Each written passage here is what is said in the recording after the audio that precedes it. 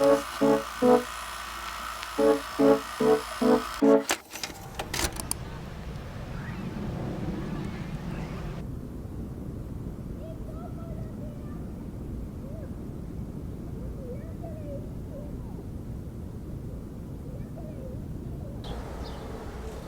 July 1st. We're starting off the month great. Week 9, we're doing it. We're so excited we're doing it. Week 9 is recovering a sense of compassion. In the little blurb on the side, it says a lot of things that I was like, oh, 2 of which it may be tempting to abandon ship at this point. Ooh, that's what I was feeling last week. The second of which being, we will gain in compassion as we reparent the frightened artist child who yearns for creative accomplishment. Most of us have spent years using the wrong names for our behaviors. We have wanted to create, and we have been unable to create, and we have called that inability laziness. This is not merely inaccurate, it is cruel. Accuracy and compassion serve us far better. Oh my god. I thought week 8 was hard. Week 9 feels like a hug. I haven't even read the first full page. Guys. Holy shit. I am so starting my period soon. I've been trying to read this chapter all day. I've been reluctant to read it, but wanting to read it since Sunday. I didn't because I had friends over, and like, this is just making me feel really seen. And it's kind of scary. I just feel like God's laughing at me right now, being like, girl.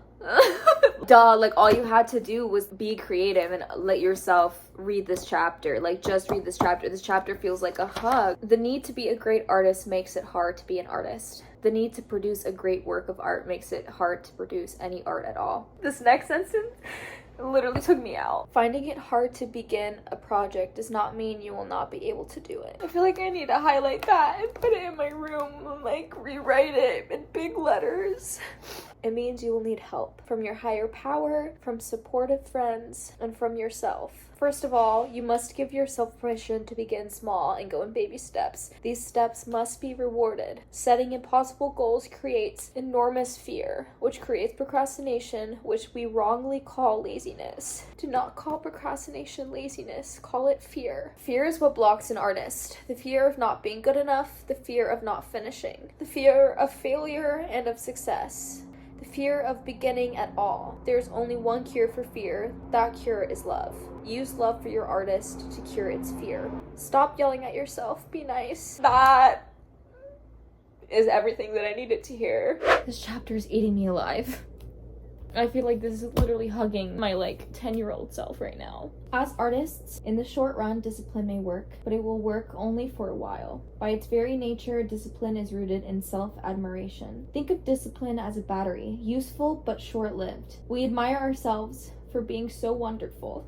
The discipline itself, not the creative outflow, becomes the point. That part of us that creates best is not a driven, disciplined automation functioning from willpower, with the booster of pride to back it up. This is operating out of self-will. You know the image, rising at dawn with military precision, saluting the desk, the easel, the drawing board. Over an extended period of time, being an artist requires enthusiasm more than discipline. Enthusiasm is not an emotional state. It is a spiritual commitment, a loving surrender to our creative process, a loving recognition of all the creativity around us.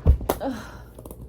Far from being a brain-numbered soldier, our artist is actually our child within, our inner playmate. As with all playmates, it is joy, not duty, that makes for a lasting bond. True, our artist may rise at dawn to greet the typewriter or easel in the morning stillness, but this event has more to do with the child's love of secret adventure than with ironclad discipline. What other people may view as discipline is actually a playdate that we make with our artist child. I'll meet you at 6 a.m. and we'll goof around with that script painting sculpture. Our artist child can best be enticed to work by treating work as play. Paint is great goofy stuff. 60 sharpened pencils are fun. Many writers eschew a computer for the comforting, companionable clatter for a solid typewriter that trots along like a pony. In order to work well, many artists find that their workspaces are best dealt with as play spaces.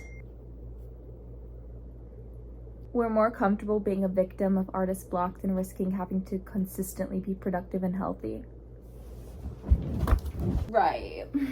Life shrinks or expands in proportion to one's courage.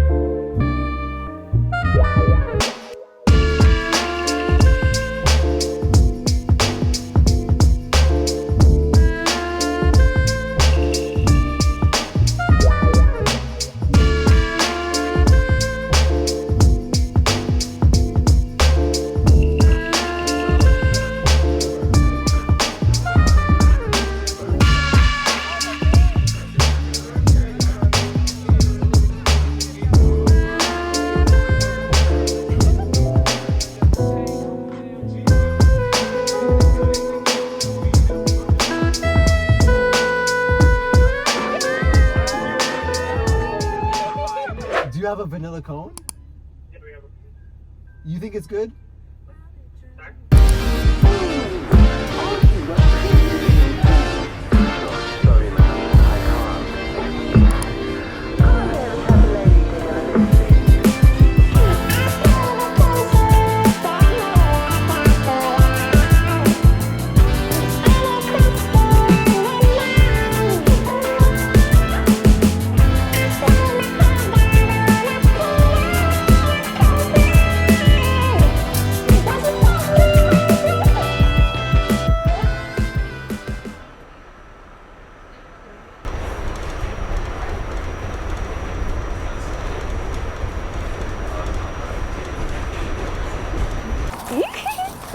I just went to a Mexican store and got myself all of my favorite goodies that I grew up eating as part of my resistance for today.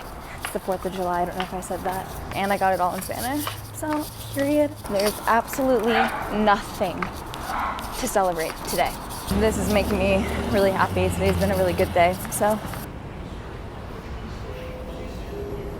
I am about to listen to Lorde's new album. I haven't done this on purpose until now because I wanted to give myself time to like really listen to it, because I tried the other day to listen to Favorite Daughter, I believe is what it's called, on the train, because I was having just this moment. I was a little sad, but I was feeling kind of hopeful. It was like this weird bittersweet feeling. I felt it before, and I usually listen to like Gracie Abrams or like some sad Olivia Rodrigo songs, but I was like, okay, let me listen to this album. And then I tried and I listened to the first 2 lyrics of that song. I was about to cry on the spot. So I decided to wait until I had time to just be by myself. And I wanted to add this into like the artist way videos that I'm making for you guys, because this is my artist date that I'm doing. I'm just gonna sit with this album from start to finish. It is 34 minutes and 56 seconds long. There's 11 songs in here. The album is called Virgin. I'm like hoping I cry just because I love crying in a safe space. It just releases a lot of tension in my body and it makes me feel a lot better after, and I think I need a good cry. I've had some really intense conversations today with my family, and my cousin came over today. I was a little anxious when I was talking to my cousin today because we haven't seen each other in so long, and she's my cousin obviously, so I'm comfortable with her. It's just that it took energy out of me, you know, to talk with her and have the conversations that we were having, just because we haven't seen each other in so long. You know how it is. Sometimes it's like that with friends too, when you haven't seen them in so long and like you have to get into this groove again. You know what I'm saying? Does that make any sense? Anyway, a lot was happening today and I feel a little tense and just like I haven't had any time for myself really creatively, and I wanted to give myself the time today, so I'm gonna listen to his album. I'm so excited. Oh, I can't, because everybody is saying this is like one of her best albums. Shapeshifter, The Last Minute. Yeah, the Lorde I remember listening to, like that's the sound that I remember listening to growing up. How that last minute felt in that song is how I felt when I was younger and I listened to pure heroin. Listening to this music makes me feel all of my dreams are out there somewhere and they're just ready for me to reach for them. I just wrote down something when I was listening to, what was that? I want to create a song, if this is even like a possibility. I don't really know how samples work. I've just been hearing that a lot lately. It would be cool to do a song where the first, I don't even know how many, maybe like 30 seconds or something, an instrumental, and it's just all of these samples of my favorite artists that were the most influential artists for me growing up, like the artists that were the soundtrack of my youth, but that subconsciously made me the artist that I am, and like how I see music and how I see in production today. I want to have my own melody, but then have the samples just work together in the back. Loved Shapeshifter. Favorite Daughter did not hit the way that I thought it was going to hit, but that song is gonna be one of my tops for sure. David.